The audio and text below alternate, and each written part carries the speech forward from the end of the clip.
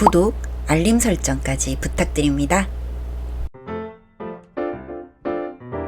오늘도 우리 사는 이야기 찾아주셔서 감사합니다. 사연자분이 보내주신 이야기 시작해볼게요. 안녕하세요. 저는 나름 성공한 청년 사업가입니다. 저의 성공을 보고 많은 사람들은 제가 있는 집 자식의 금수저일 거라고 생각들을 하시더라고요. 그래서 강연을 하러 가면 저의 불우했던 어린 시절에 대해 항상 이야기하는데요. 오늘은 그 이야기를 해볼까 합니다. 저는 정말 작은 시골 마을에서 태어났어요. 아버지는 일상이 술이었고 술에 취하신 날이면 항상 어머니를 때리셨죠. 그런 아버지를 할머니도 저도 아무도 말릴 수가 없었어요. 그렇게 항상 맞기만 하던 어머니는 아버지의 폭력에 못 이겨 집을 나가셨습니다. 어디로 가셨는지 모르지만 저는 꼭 커서 어머니를 찾겠다는 생각을 했어요. 아버지는 어머니가 집을 나간 이후로 전보다 술을 더 드셨습니다. 그건 뭐 당연한 일이었죠. 그나마 불행 중 다행인 건 할머니나 저에게는 손찌검을 하지 않으셨단 거죠. 그렇게 하루하루를 버티는 느낌으로 살아갔습니다. 그러다가 제가 중학생이 될 즈음에 술 먹고 술주정 할 때마다 죽어버렸으면 좋겠다 생각했던 아버지가 정말 어느 날 아침 눈을 뜨지 않으셨습니다. 사인은 심장마비로 사망했다고 했고요. 그렇게 저는 엄마도 없고 아빠도 없이 그렇게 할머니와 둘이 살게 되었습니다. 그나마 다행이었죠. 제 곁엔 할머니라도 계셨으니까요. 그런데 정말 저는 운이 없는 놈인지 팔자가 사나운 놈이라 그런지 할머니마저도 제 곁을 떠나시더군요. 아버지가 돌아가신 후 충격을 받으셨던 탓인지 그렇게 2달 더 저와 계셔주시다가 영원히 눈을 뜨지 않으셨습니다. 주무신다고 하시더니 그렇게 영원히 주무시게 된 거였죠. 제 감정이 어땠는지야 어느 누구도 제 마음을 헤아릴 수 없을 것입니다. 어느 누구도요. 그저 이 무서운 세상에 혼자 남아있는 게 너무 싫었죠. 그렇게 할머니의 장례까지 연달아 치르게 되면서 그나마 제가 얻을 수 있었던 건 장례식에 친척들이 왔다는 것이었습니다. 그 친척 중 한 명의 집에 가서 살게 되었어요. 그 시골에서 살면서 땅 조금이야 있었죠. 아버지가 남긴 땅과 재산이 제 것으로 되었고 그걸 봐서인지 뭔지 흔쾌히 친척분이 집에 가서 살자고 했습니다. 그렇게 저는 서울로 가게 되었어요. 모든 것이 낯선 세상이었죠. 그런 세상 속에서 저는 방황을 시작했습니다. 시골에서는 곧잘 했던 공부도 서울로 가게 된 뒤에는 아예 손을 놔버렸죠. 저도 알았던 것 같습니다. 친척도 저를 진심으로 불쌍해서 걷어준 것이 아니라 그 알량한 아버지의 재산에만 관심이 있어서 그런다는 것을요. 그들은 저를 서울로 데리고 오기만 했지 별 관심은 보이지 않았습니다. 그리고 전 고등학생이 되었습니다. 고등학생이 돼도 전 여전히 방황했어요. 중학생 때 전학 가서 조금 친해진 친구들과는 전부 떨어졌고 전 다시 혼자가 됐죠. 그리고 같은 반, 한 친구는 저를 시골에서 온 촌뜨기라고 놀리고 괴롭히기 시작했습니다. 이게 그 말로만 듣던 왕따인가 보구나 했습니다. 그렇지만 저는 이미 온갖 방황을 했던 터라 그 자식이 뭐라고 하던 크게 신경 쓰지 않았고 오히려 우스워 보였죠. 다른 친구들의 말로 그 친구는 굉장히 부잣집 아들이라고 했어요. 그게 무슨 지의 간판이라도 되는 건지 학교에서 본인이 왕인 듯 행동을 하더군요. 저는 그 친구의 괴롭힘이 참을만 했습니다. 촌뜨기라고 놀리는 것도 제가 시골에서 왔으니 당연히 촌스러워 그런 거니 받아들였고 기분도 나쁘지 않았죠. 그런데 그런 저의 태도가 그 친구를 더 자극했던 모양입니다. 그렇게 더욱더 괴롭힘은 심해져 가더군요. 같은 반 친구들이 있었지만 어느 누구도 말려주는 사람이 없었고 선생님들마저도 못 본 척 하더군요. 그만큼 그 자식이 대단한 놈이긴 했던 모양이더군요. 그놈의 괴롭힘은 심해지고 저는 그 반대로 점점 더 뜨뜻미지근하니 이제는 제가 아닌 저희 부모님을 욕하기 시작했습니다. 저는 제 욕은 참아도 부모님 욕은 참을 수가 없었어요. 말씀드렸다시피 저에게 부모님이란 제 치부와 같기 때문에 더욱 그럴 수밖에 없었죠. 내 부모를 욕하다니 이런 감정이 아니었습니다. 그래서 하루는 그 친구의 괴롭힘을 참지 못해 그 친구를 미친 듯이 패줬어요. 당연히 전 바로 학생부로 불려갔고 그 친구는 병원에 입원하게 됐습니다. 그리고 소식을 들은 그 친구의 어머니가 학교로 오셨다는 이야기를 들었습니다. 그 집안에서 타는 외제차가 있는데 그게 꽤나 비싼 거여서 다들 알고 있다고 하더군요. 그러면서 제가 괴롭힘을 심하게 당할 때는 모른 척하던 놈들이 저에게 와서 친절히 알려주더군요. 학교에서는 잘못하면 퇴학까지 당할 수 있을 거라고. 이미 전에도 이런 적이 한 번 있었다면서요. 그러니 친구 어머니한테 무릎 꿇고 싹싹 빌라고 팁을 주더군요. 참 웃기다 생각했습니다. 솔직히 나도 무서울 게 없다 생각하면서 살았거든요. 저 같은 놈이 무서운 게 뭐가 있겠습니까? 하지만 억울하긴 하더군요. 그래서 어떤 말에도 대답하지 않고 그냥 그렇게 있었고 교장실로 불려가게 되었습니다. 그 교장실에는 그 친구 어머니가 와 계시더군요.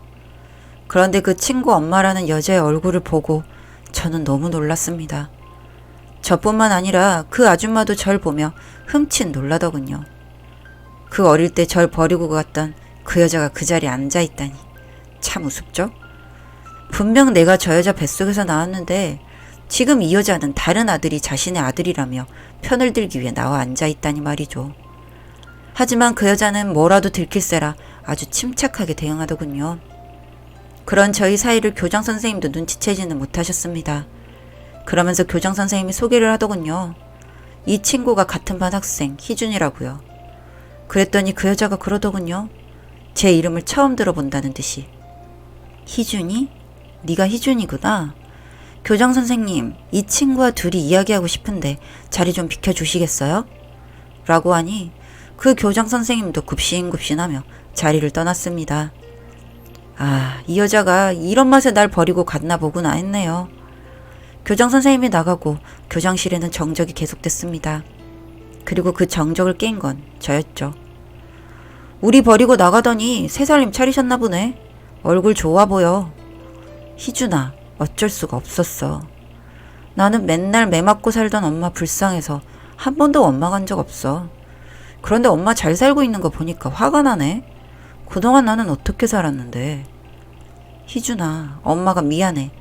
엄마도 많이 힘들었어. 전 엄마도 힘들었다는 말이 믿기지 않았고 그저 화만 냈습니다.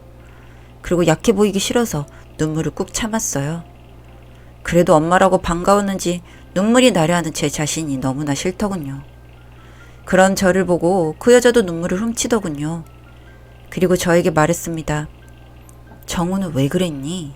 너도 네 아빠 닮아가는 거야? 참, 아빠를 닮아가냐고? 어이가 없더군요. 그 말을 듣고 저는 너무 화가 났습니다. 맞을만 하니까 때리지. 그 새끼가 먼저 나를 촌뜨기라고 놀리고 애비애미 없는 새끼라며 놀렸다고. 그 여자는 제 말을 듣고 아무 말이 없더군요. 그리고 한참 후 정우 아빠한테는 내가 잘 얘기할게. 대신 앞으로 이런 일 또 만들면 안 돼. 그리고 오늘 엄마 만난 건 아무한테도 말하지 말고 정우한테도 말하지 마. 그냥 엄마 죽었다 생각하고 살아. 그리고 그 자리에서 일어나서 교장실을 나갔습니다. 교장실 밖에서 교장 선생님에게 한 번만 봐주기로 했다고 말하는 말소리가 들렸고 저는 그제서야 눈물이 흘렀습니다. 교장실에서 저는 그렇게 엉엉 울었죠. 그 여자와 이야기를 마친 교장 선생님은 교장실로 들어왔고 저에게 이번에 운이 좋았다고 대신 한 번만 더 이런 일이 있으면 퇴학 조치될 거라고 하셨고 그만 집에 가보라고 하더군요. 저는 그날 이후 삶의 목표가 없어져 버렸어요. 제 목표는 다른 게 아니라 엄마를 찾는 일이었는데 엄마는 저를 보고도 모른 척하라고 하니 세상이 무너지는 것 같았고 아버지와 할머니가 돌아가셨을 때보다 더 큰 슬픔에 잠겼었죠. 그리고 한동안 정신 나간 사람처럼 지냈던 것 같습니다. 한 달 뒤 정우는 다시 학교에 나오기 시작했고 또 저를 비아냥대기 시작했어요. 저는 정우를 보면서 더욱 분노가 치밀어 올랐고 그럴 때마다 때릴 수는 없고 그 새끼 코를 납작하게 만들어줘야겠다고 생각했습니다. 그리고 생각한 게 바로 공부를 해야겠다고 다짐했죠. 그 당시 정우는 집도 잘 사는 데다가 공부도 정말 잘했습니다. 전교 1등이었어요. 뭐 부잣집에서 이것저것 다 시켜주고 또 그만큼 열심히 해서인지 잘하더군요. 저는 제가 그놈을 이길 수 있는 건 공부밖에는 없겠다는 생각을 했습니다. 하지만 공부에 손을 놓은 지 오래됐기 때문에 남들보다 더 열심히 해야지 진도를 따라잡을 수 있었고 저는 미친 듯이 공부를 시작했어요. 그리고 당장 정우를 따라잡을 수 있는 성적이 나오진 않았지만 제 성적은 서서히 오르기 시작했습니다. 정말 누가 뭐라고 하던 밥 먹고 공부만 하는 생활을 이어나갔고 그 결과 고2 중간고사 때 저는 드디어 전교 1등이 되었고 정우를 이기게 됐죠. 반면에 정우는 나쁜 친구들과 어울려 다니면서 점점 성적이 떨어지고 있었고요. 그 이후로도 저는 전교 1등을 항상 유지했고 고3 졸업 때까지 정우에게 다시 1등 자리를 뺏기지 않았어요. 학교 생활을 하면서 점점 정우의 괴롭힘도 줄어들었습니다. 아무래도 저에게 공부로 밀리며 전교 1등 자리를 놓치니 아빠에게 엄청 혼난 것 같더라고요. 그렇게 그놈도 아빠에게 당하고 나니 저에게까지 신경 쓸 여력이 없어진 것 같았죠. 여튼 저는 서울대에 합격했고 정우는 연세대에 합격했습니다. 모든 걸 잊고 전 대학 생활을 시작했고 친척 집에서도 독립해서 아버지가 물려주신 재산을 가지고 학교 앞에 작은 집을 얻어 생활했죠. 그리고 학교 내 동아리를 하면서 지금의 동업자들을 만나서 전 사업에 성공을 하게 됐어요. 그렇게 제 삶을 바쁘게 이어나가면서 자연스럽게 고등학교 졸업 이후로는 엄마와 정우의 소식을 전혀 들을 수 없었죠. 제가 사업에 성공하면서 어린 나이에 사업에 성공한 저에게 관심이 쏠렸고 저는 여기저기 불려다니며 대단한 것은 아니었지만 작은 인터뷰도 하게 되고 학생들에게 강연을 하기도 했습니다. 그렇게 정신없이 제 삶은 바쁘게 흘러가고 있었어요. 그리고 한 주부대학교 강연을 하러 갔다가 그곳에서 엄마라는 여자를 다시 마주치게 되었습니다. 우습게도 그 대학교에서 학생 신분으로 수업을 듣는 게 아닌 청소일을 하고 계시더군요. 고등학생 때의 화려한 모습은 온데간데 없고 알아보기도 힘들 정도로 마른 모습이었죠. 저는 그냥 지나칠까 했지만 이게 그럴 일이 아니라는 생각이 들더군요. 제가 잘 나가는 모습을 보여주고 싶었습니다. 그렇게 버리고 간 아들, 그러면서 다른 아들은 애지중지 키우고 사는 당신이란 여자 없이도 나는 이렇게 성공했다고 보여주고 싶었죠. 그래서 말을 걸었습니다. 잘 지내셨어요? 엄마는 저를 보고 놀란 눈치였습니다. 그리고 제 모습을 위아래로 훑으셨죠. 아니, 집안이 망했어요? 몇 년 전 모습이랑은 너무 다르시네? 전 비아냥거렸어요. 엄마는 정우 아빠랑 정우 대학 가고 헤어졌어 라고 하더군요. 그러면서 궁금하지도 않는데 저에게 이야기를 시작하는 겁니다. 정우가 점점 성적이 떨어지고 계속 저한테 전교 1등 자리를 뺏기자 정우 아빠는 화가 났고 결국 서울대 진학에 실패하자 집에서 놀면서 애들 케어 하나 잘 못한다고 정우 아빠에게 쫓겨났다고 하더군요. 그래서 한마디 해주었습니다. 고작 아들 대학교 간판에 버림받다니 별거 아니었나 봐. 당신도 그 집안에서. 그렇게 비웃음이나 던지고 가려는데 저를 붙잡더군요. 돈을 좀 달라고요. 집도 없어서 함께 일하는 청소 아주머니 집에서 얹혀 살고 있다면서요. 그러면서 아버지의 유산이 그래도 꽤 되지 않았냐면서 본인도 그걸 받을 권리가 있다면서요. 헛웃음이 나올 지경이었습니다. 정말 이 여자는 뭘까 싶었습니다. 그렇게 맞고 사는 모습을 보면서 그렇게도 내 엄마가 안타깝고 불쌍했는데 뭐가 이 여자를 이렇게 만들었을까 생각이 들더군요. 그래서 그냥 그때 버리고 갔으면 깔끔하게 떨어져요. 이미 부잣집에서 좋은 거 먹고 좋은 거 입으면서 뱃돼지 따숩게 살았으면 됐지. 이미 버린 자식과 남편 재산에 왜 관심을 보여 추잡스럽게? 하고 와버렸습니다. 그랬더니 저보고 그러더군요. 아빠 닮아서 독한 놈이라고요. 잘 아시면서 뭐하러 씨알도 안 먹히는 소리를 하고 욕을 들으시는 건지. 초라해진 행색에 잠시나마 제가 안타깝다는 마음이 들 뻔했는데 그 여자는 저에게 그럴 틈도 주지 않더군요. 그렇게 엄마와 짧은 재회가 끝나고 1년 뒤 다시 그 대학교로 강연을 간 적이 있었습니다. 저는 혹시나 엄마를 또 마주치게 될까봐 내심 걱정을 했죠. 다시 보고 싶지 않은 마음과 함께 보면 어떤 말을 퍼부어 줄까. 그런데 그렇게 퍼붓고 나면 저도 한동안은 마음이 좋지 않아 아예 보고 싶지 않았거든요. 하지만 엄마는 없더군요. 다른 청소 아주머니만 계시길래 엄마에 대해 물어보았고 그 아주머니가 충격적인 이야기를 저에게 해주셨습니다. 그 아줌마가 1년 전쯤인가 자기 친아들을 만났다고 이야기를 했는데 그 이후로부터 좀 사람이 이상해지더니 결국엔 스스로 세상을 버렸다고요. 저는 놀랍기도 했지만 마지막까지도 왜 그리 무책임한 선택을 했는지 화가 나더군요. 그 이후로 저도 사람인지라 약간의 죄책감을 가지고 살고 있습니다만 그럴 때마다 그 죄책감을 씻어내기 위해 더 열심히 일하고 열심히 살고 있습니다. 제 이야기를 들으면 참 독한 놈이라고 손가락질하는 사람도 있겠지만 제가 살아온 세월을 생각하면 저도 어쩔 수 없었던 게 아닐까요? 사연은 여기까지였고요. 우리 사는 이야기 시청해주셔서 감사합니다.